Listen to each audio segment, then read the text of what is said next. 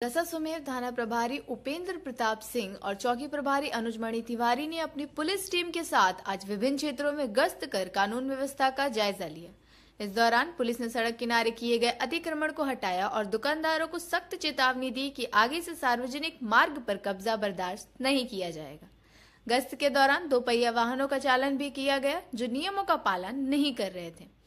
Police ने साफ संदेश दिया है कि बार बार चेतावनी के बाद भी जो लोग अतिक्रमण करेंगे उनके खिलाफ मुकदमा दर्ज कर सख्त कार्रवाई की जाएगी। दसासुमेर थाना क्षेत्र में चल रही इस सक्रियता से स्थानीय लोगों में राहत की भावना है।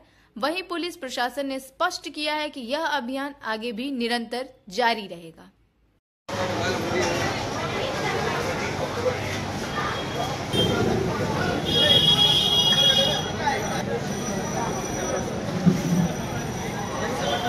भाई